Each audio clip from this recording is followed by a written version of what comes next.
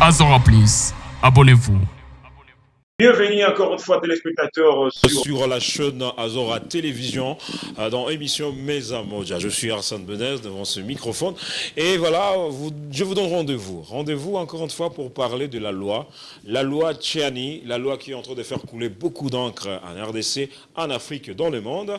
Cette loi qui vise rien que les Congolais de père et de mère à la magistrature suprême du pays. Pour être un Congolais, de père ou de mère, il faut être un Congolais né d'un père congolais et d'une mère congolaise. Tchiani pense depuis novembre 2022 que pour sécuriser les institutions de la République et pour garantir la bonne gouvernance du pays, il faudrait avoir des Congolais du sang à la tête du pays. Ainsi pour permettre l'émergence, la protection, la défense nationale. Aujourd'hui, nous allons recevoir en direct dans cette émission de New York Papi Kangue qui représente la diaspora congolaise, c'est un activiste, c'est un Congolais soucieux de son pays. Papi Kangue, bienvenue dans cette émission. Oui, bien, merci beaucoup. Merci de votre invitation. Voilà. Sans pour autant perdre du temps, je vais vous poser juste la première question. Que pensez-vous, quelle est votre analyse quant à cette loi proposée par un d'ailleurs, un président malheureux, je vais le dire, un ex-candidat à la présidence? Ben, écoutez, cette loi, normalement, n'a pas lieu d'être pour le moment. Je sais que dans votre allocution, vous avez dit Congolais distant. Je ne sais pas comment définir c'est qui est Congolais distant. Et je pense aussi que voilà, dans la loi, c'est ce qui est indiqué. Il faut être Congolais des pères et des mères, je pense. Et pour être Congolais des pères et des mères, être président, ça n'a aucune différence. Je ne sais pas, c'est quoi les soubassements par rapport à ça? Est-ce que l'objectif, c'est de n'avoir que des Congolais? Est-ce que les Congolais ne trahissent pas? Parce que la plupart des fois, tel qu'il le défend, la personne en question, là, il défend que, voilà, pour éviter la trahison au niveau de la magistrature suprême, je vais dire. Alors, pour éviter, je ne pense pas que cela nous donne une certaine garantie, parce qu'il y a des Congolais, des pères et des mères qui ont plusieurs fois trahi les pays, et des fois, ils sont impunis. Hein. Et je pense aussi que ce n'est pas ce qui est important pour le moment. Il y a d'autres choses plus importantes que l'État doit régler avant d'entamer ce genre de débat. Et je pense aussi que tout le monde a droit de penser, mais le Parlement ou l'Assemblée n'a pas à prendre toutes les idées, parce qu'il y a beaucoup de gens avec des idées quelque part. Parce qu'un monsieur vient des États-Unis, il est américain, il propose des idées et l'Assemblée prend l'idée de la rue pour la discuter. Je ne pense pas que ce soit une bonne chose et une bonne moyen, parce que c'est clair que la loi est bien taillée par rapport à certains intérêts politiques. Et donc, selon vous, cette loi, pendant cette période, la République a d'autres urgences. Et quelles seraient des urgences peut-être que vous pouvez invoquer pendant cette période, pendant que la loi, je vous rappelle, est en cours d'étude à l'Assemblée nationale? Je pense que la primordiale, c'est d'abord la sécurité. Et la sécurité, le Congolais commence par l'identification des Congolais. On doit savoir qui est Congolais et qui ne l'est pas. On ne veut pas. Il y a des gens qui utilisent la nationalité congolaise pour en profiter, pour certains profits, et ne servent pas les Congos.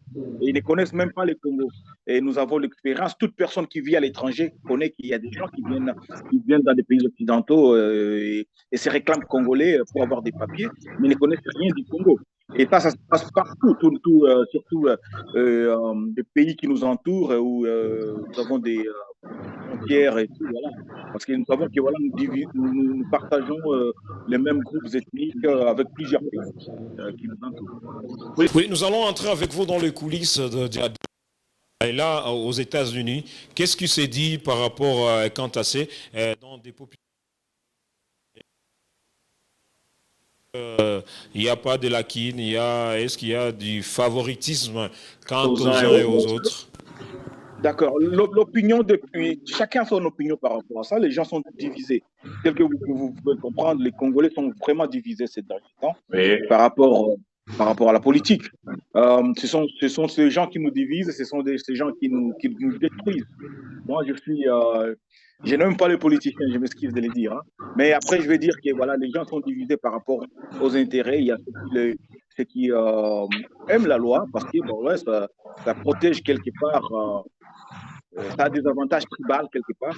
Il y a ceux qui n'aiment pas la loi, qui pensent que voilà, ce n'est pas nécessaire, c'est pas ce qui était. Parce que nous qui vivons ici, nous avons vu et, un système d'intégration qui a fait évoluer le pays. Nous avons vu des gens qui étaient, par exemple, il y a un ancien candidat à la présidence, Ted Cruz, qui ici, qui est là, qui est du père cubain, réfugié cubain, qui a immigré au Canada, qui est devenu réfugié. Il est un étudiant là-bas, il a rencontré une fille américaine à l'université. Ils ont eu un enfant. Et l'enfant est américain d'office parce qu'un des parents est américain selon la loi américaine. Alors, il est venu aux États-Unis, il est devenu sénateur et il était candidat à la présidence. Donc, voilà, seulement il devait laisser tomber la nationalité canadienne. Là, vous venez de comparer la politique d'un pays fédéral quant à la RDC. Et moi, j'aimerais savoir, est-ce que cette loi n'est pas venue écarter certaines personnes, certains politiques congolais comme Moïse Katumbi? Évidemment, c'est clair. Je ne peux pas, je n'aime pas parler de la personne ou défendre Katumbi comme personne, mais oui. ça a des répercussions sur plusieurs. Il y a plusieurs Congolais qui seront touchés. C'est pas seulement et toute exclusion ne doit pas être entretenue. Je n'aime pas pas mais je veux dire, nous ne pouvons pas entretenir en tant que peuple toute l'exclusion. Ce qui nous rendra fort, c'est cette diversité de peuples et de plusieurs ethnies que nous avons. Plusieurs tribus. Et je pense que quand on comprendra cela, on va s'aimer, on va former un bloc fort et qui pourra peut-être nous aider dans l'avenir.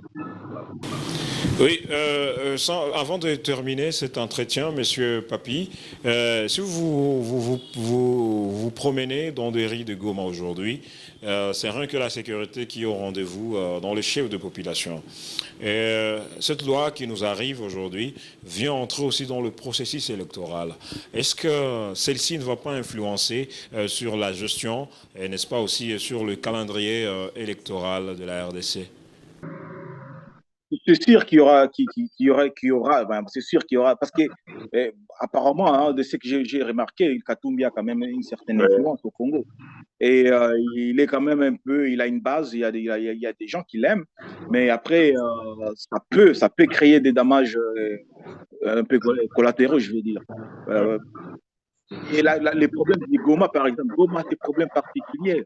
Et Goma a besoin de la sécurité. Vous savez, c'est comme si nous échouons. Les gens meurent tous les jours. C'est tous les jours qu'il y a quelqu'un qui a été tué, qui a été assassiné.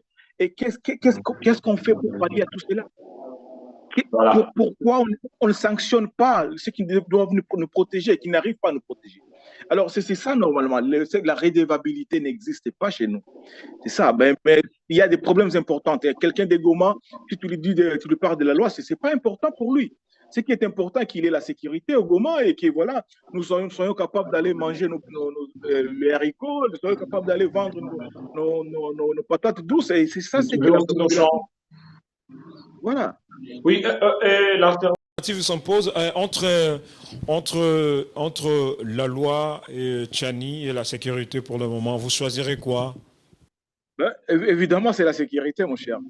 Merci. Et pendant ces temps, pendant que nous parlons, on parle ici de la protection des institutions de la République pour être un Congolais de père et de mère.